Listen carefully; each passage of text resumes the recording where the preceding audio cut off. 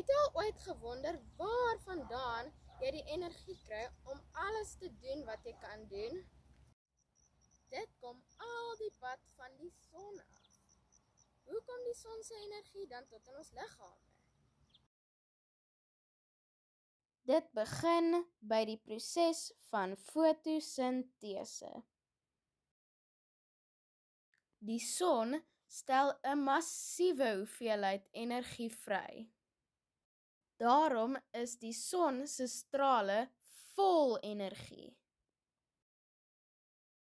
Dit skyn tot op die aarde waar die plante dit kan gebruik. Het jy al ooit gewonder hoekom is plante groen? Plante se selle bevat groen klorofil, meestal in hulle blare, wat die energie in sonlig kan vasvang. Aan die onderkant van plante se blare is daar ook mikroskopiese gaatjies waardeur hulle koolstofdioksied uit die lug opneem.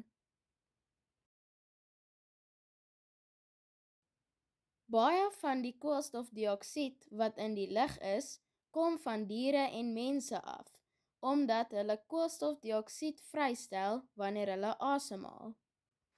Nog 'n belangrike ding wat plante nodig het om te kan fotosinteer, is water. Wanneer dit reën, syfer baie van die water in die grond in, waar plante dit kan gebruik.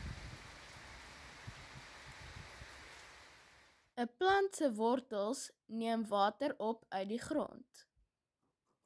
Die water word dan in are versprei deur die plant.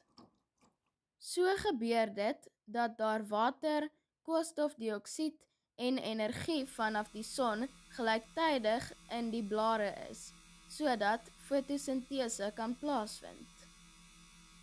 Die energie word gebruik om die water op te breek in waterstof en suurstof. Die suurstof word in die lug vrygestel.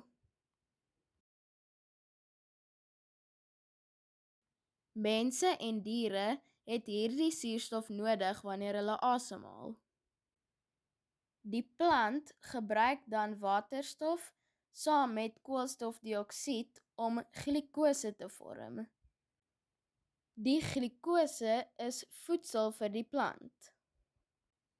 Water in die plant vervoer die glikose na nog ander dele van die plant, waar dit geberg word as stysel.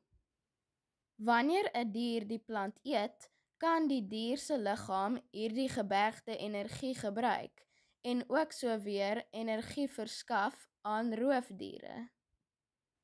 Mense eet verskillende soorte kos wat kom van diere en plante af. Dit is hoe ons energie kry wat al die pad van die son afkom. En dit is alles te danke aan fotosintese.